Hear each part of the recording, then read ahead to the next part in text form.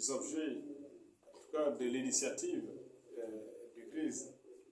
Pourquoi? Parce que le citoyen de demain doit être un citoyen qui a de fortes valeurs religieuses, civiques, morales et traditionnelles.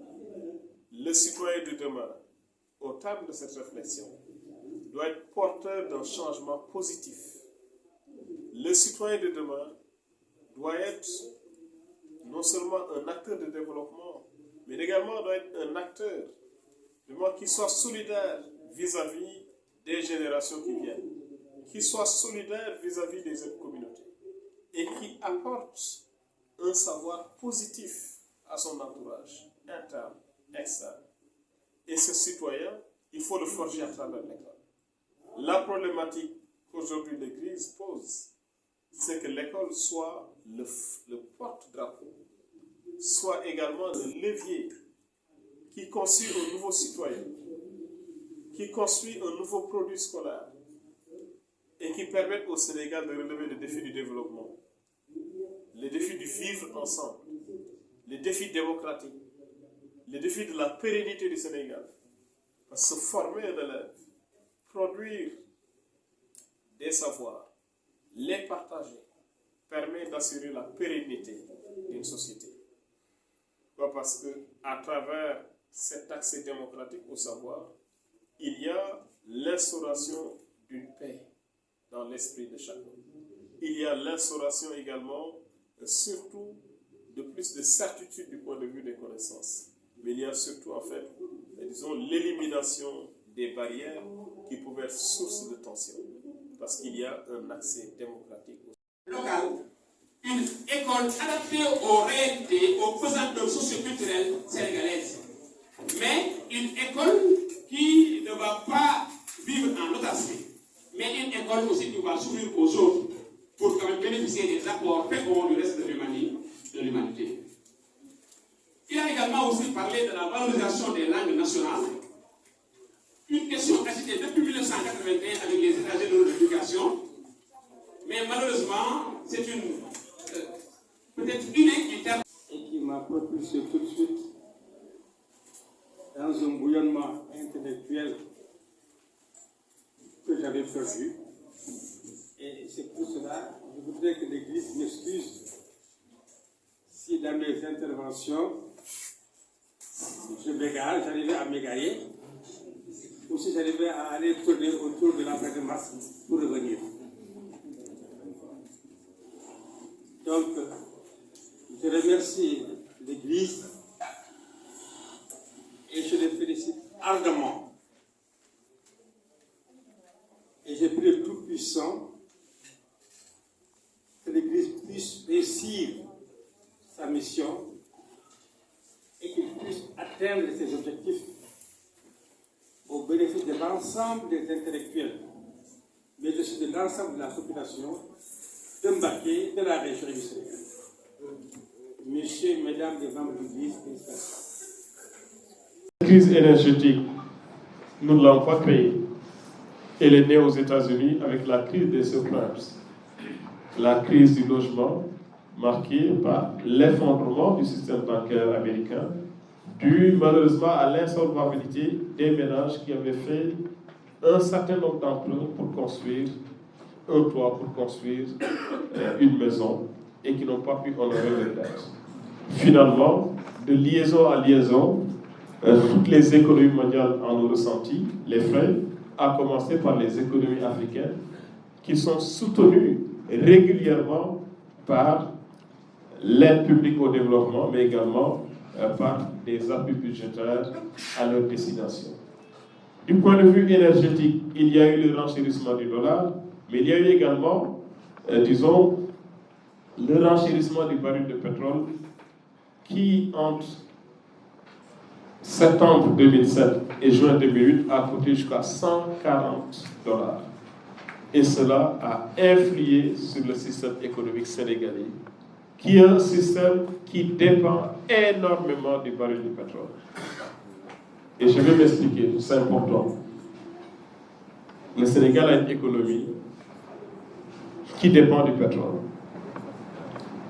Pourquoi? Parce que d'abord, l'énergie que nous utilisons est naturellement fabriquée à partir du pétrole, le four, que la Sénélec utilise pour nous alimenter. La société africaine de raffinage qui n'arrive pas à alimenter la Sénélec plutôt en four, oblige la Sénélec à faire des importations de four pour produire de l'électricité. Et quand il y a un renchérissement du prix du baril, forcément la Sénélec en reçoit les contre-coups. Pourquoi? Parce qu'elle importe. Elle paye les frais, elle paye également, n'est-ce pas, le coût de l'acquisition. Et cela influe fortement sur le prix de l'électricité. Pour essayer, en fait, de faire baisser l'impact de ce coût, l'État est obligé de subventionner. Jusqu'à quand? Il est important qu'on soit autonome du point de vue énergétique. Le deuxième aspect, c'est par rapport à l'importation des denrées. Nous importons beaucoup de denrées de première nécessité. Nos denrées de base sont importées.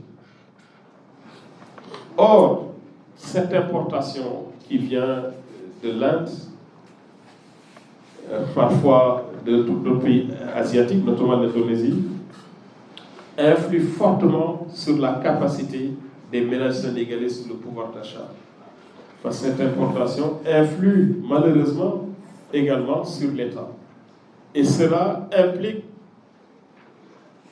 disons, chaque année une revalorisation de la subvention.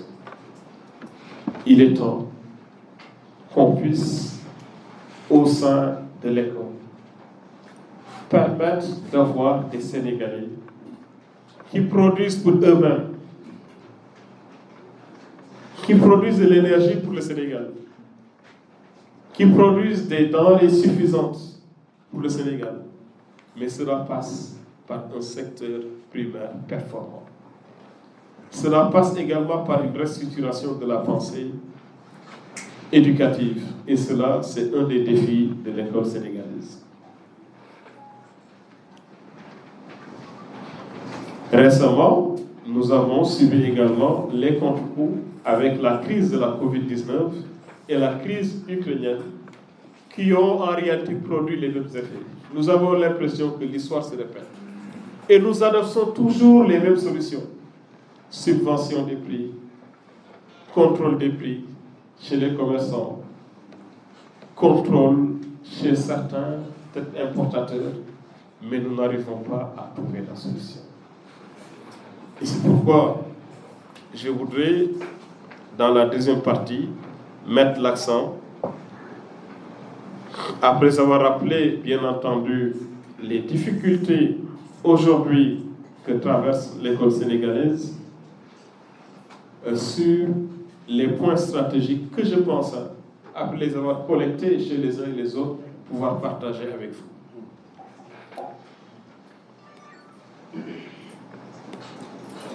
J'ai déjà rappelé qu'il y avait une baisse des investissements dans les secteurs sociaux, notamment dans le secteur de l'école, durant la période d'ajustement structurel. Nous avons assisté par la suite, à la fin de cette période d'ajustement structurel, à la naissance du plan décennal de l'éducation et de la formation. La phase 1 de 1998 à 2008, la phase 2 de 2008 à 2013, suivie maintenant après du paquet dont la première phase a démarré en 2013 et s'est terminée en 2018. Et la deuxième phase, qui nous concerne, vise la période 2018-2030. Rappelons aujourd'hui que le paquet programme d'amélioration de la qualité, de l'équité et de la transparence, le secteur de l'éducation et de la formation, vise 3 objectifs. 1. Relever radicalement et à tous les niveaux les performances en matière de résultats d'apprentissage. Il y a une unanimité autour de cet objectif. Impulser à tous les niveaux la couverture, la diversification et l'intégration du système d'éducation et de formation. Et l'objectif 3, implanter une gouvernance sectorielle, transparente et efficace, orientée vers les résultats.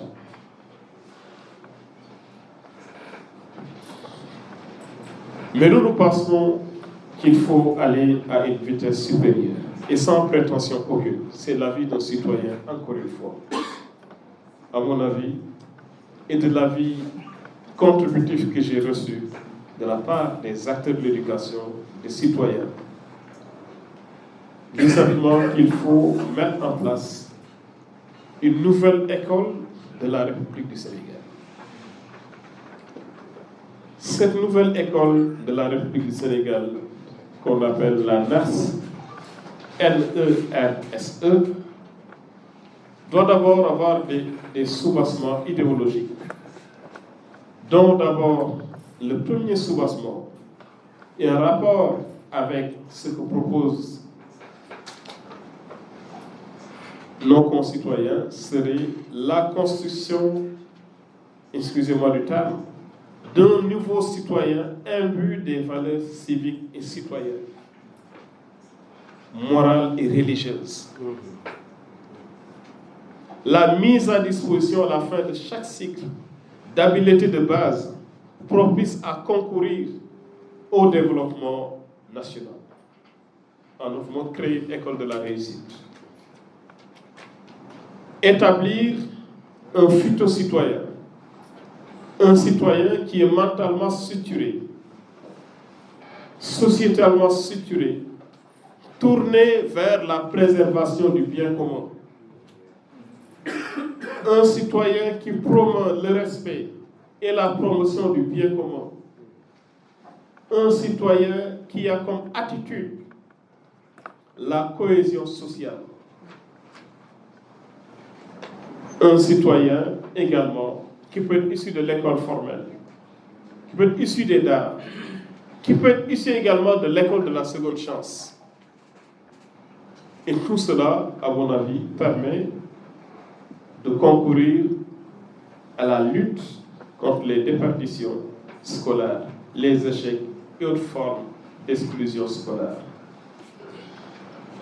Il s'agit, en un mot, avec ces soubassements idéologiques, de faire de l'école et des acteurs de l'école les déclencheurs, les porteurs du changement, du renouveau du Sénégal.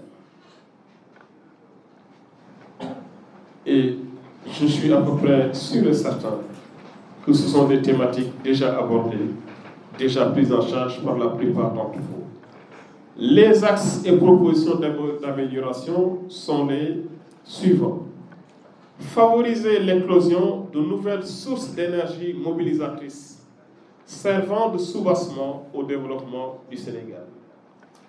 Et je voudrais m'arrêter pour faire un témoignage. Deux témoignages, si vous le permettez.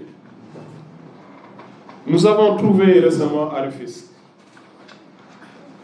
un jeune pêcheur qui fabrique des pirogues en fibre de verre. Pirogue en fibre de verre. Et lorsque je lui donne le budget de la pirogue, il me dit, pour la pirogue en fibre de verre, quand je prends tous les matériaux dont j'ai besoin, je suis à peu près à un peu plus d'1,5 million en plus des autres matériaux. La pirogue en fibre de verre était commercialisée récemment à 8 millions et 10 millions. Et nous qui travaillons avec les pêcheurs, nous sommes obligés de les regrouper, de faire des emprunts, des prêts, de se cotiser pour acquérir ces pirogues en fibre de verre. Et nous avons ici des fils du Sénégal qui sont capables de fabriquer ces pirogues en fibre de verre. Qu'est-ce qui nous empêche de les valoriser, de les accompagner? Celui-là, il n'a pas appris dans une école, ni dans une structure de métier, à fabriquer des pirogues en fibre de verre. C'est un autodidacte. Nous avons récemment trouvé également dans le sud du pays, dans un village, peut-être que certains d'entre vous connaissent ici, qui s'appelle Kabiline 2. Kabiline 2 est un exemple de développement.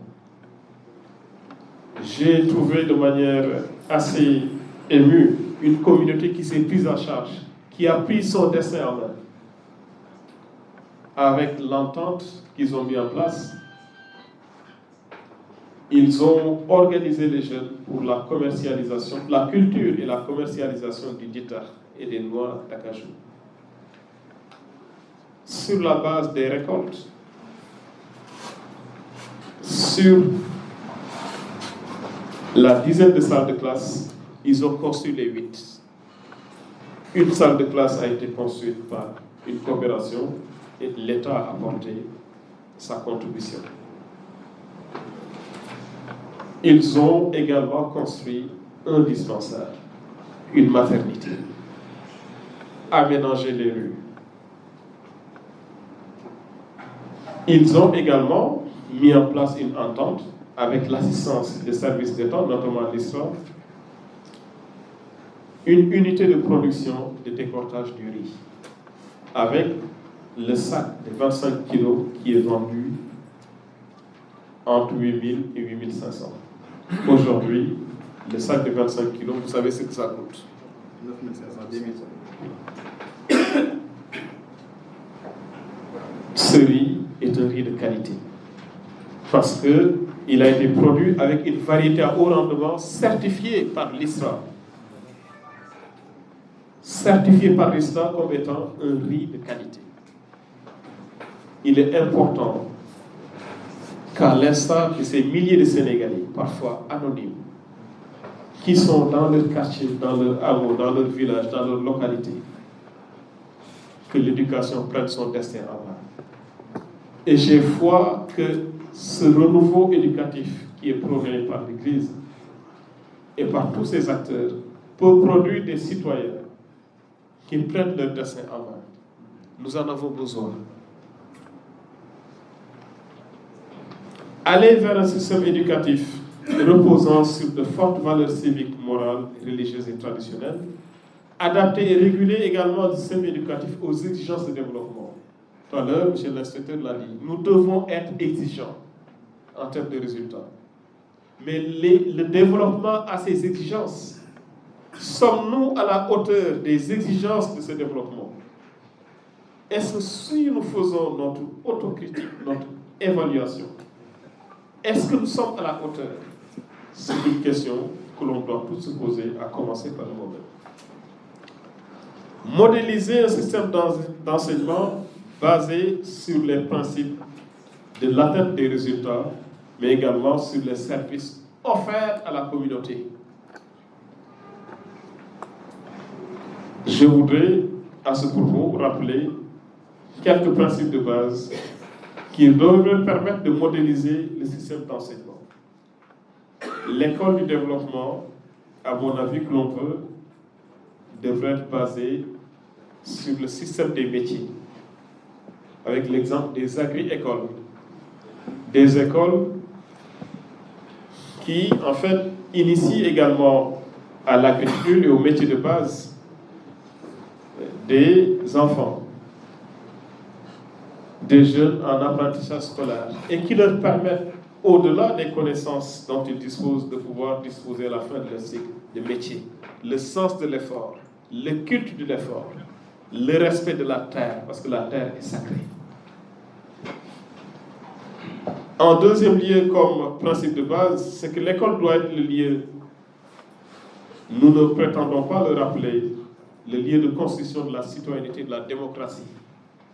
La démocratie, la citoyenneté devrait d'abord des instructions, des enseignements, des apprentissages, ensuite des attitudes qui doivent guider toutes nos actions, toute notre vie. L'école est le centre d'impulsion du développement économique et social. L'école doit être le centre d'impulsion du développement économique et social. L'enfant en bas âge doit déjà être tourné vers le développement économique et social. Avoir des attitudes, mais également des actes qui lui permettent déjà de penser développement économique et social. L'école également doit être le centre d'impulsion de la cohésion sociale qui est fortement éprouvée aujourd'hui. vous l'avez rappelé, avec un nouveau langage qui alimente les réseaux sociaux, qui alimente nos vies quotidiennes et qui ont obligé bien des autorités, bien des personnes averties à se retrancher sur eux-mêmes, finalement à avoir un comportement à la limite de survie, en se disant, personnellement, je renonce à tout, je me consacre à moi-même et à ma famille. L'école doit être le levier déclencheur du renouveau du Sénégal. S'il y a une structure, un lieu, un mécanisme, un système, un secteur où doit se reconstruire le langage populaire, le langage public, le comportement public, l'attitude, la qualité, l'exigence de développement, c'est l'école sénégalaise. C'est l'école. Il n'y a pas d'autre choix.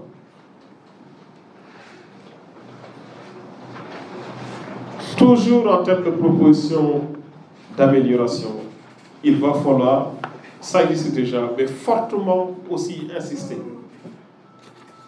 Créer des systèmes alternatifs scolaires, qu'on appelle les écoles de la seconde chance. Jàng du wees ngay mag di gune di xam di waxambaane jàng du wees. Il nous faut, pour lutter contre la déperdition, il nous faut également, pour capter toutes ces énergies jeunes, positives, créer des écoles alternatives à côté des écoles formelles et des daara.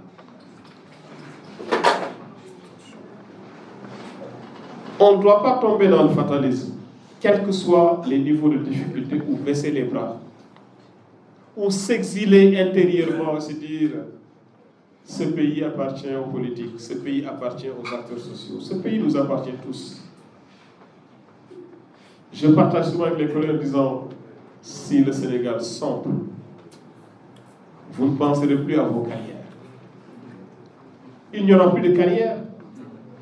Pour faire une carrière, il faut un pays stable. Il faut un pays où il y a des alternatives, où il y a des perspectives heureuses. Mais si ce pays sombre, toutes les carrières sombrent. Il est de la responsabilité de tous de penser à créer un mécanisme qui puisse alimenter des synergies permettant de relever la tête, de sortir de l'autre. Il est temps de sortir de l'autre. J'ai foi en la capacité créatrice de nos concitoyens, parce que celle-ci est la force motrice de l'histoire du monde. Son ampleur utilitaire est source de paix. Parce que quand vous créez quelque chose qui sert à tout le monde, il y a quelque part une forme de justice qui s'opère. Et je le disais en disant que Isolde, l'exemple que je peux partager avec vous, nous a été inspiré par une visite à Ziguinchor, la frontière bissau-guinéenne, ou de Ziguinchor à Oussy, de Oussy à Cabrousse, jusqu'à la frontière bissau-guinéenne. Nous avons traversé des maisons, des hameaux, des villages, des quartiers. Et au fur et à mesure que nous avancions, nous ne voyons que 3 types de services qui restaient. Un cantonnement militaire, un poste de santé et l'école, où il y a le drapeau national. Ça veut dire que l'école est le lieu de résilience de la République. Mais ça veut dire également que pour opérer la justice sociale, il faut que partout où un Sénégalais puisse être, partout où il puisse être appelé à servir, qu'il sente que la République l'accompagne, qu'il sente l'accès à la République. Parce que l'accès à la République, c'est l'accès aux services sociaux de base, c'est l'accès à la santé, c'est l'accès à l'école, c'est l'accès à l'information. Et je disais, il est impensable que vous soyez ici à Dakar, que vous ressentiez des difficultés, alors que celui-là qui sert à la frontière, dans un lieu parfois, où il n'est pas certain de se réveiller le lendemain, qu'il soit obligé de quitter son poste de travail, faire 3 jours, 4 jours, de dépenser de son salaire, de vous trouver ici et qu'il ne soit pas satisfait. Il n'y a pas de forme d'injustice plus élevée que ça. Soyez juste avec vos concitoyens.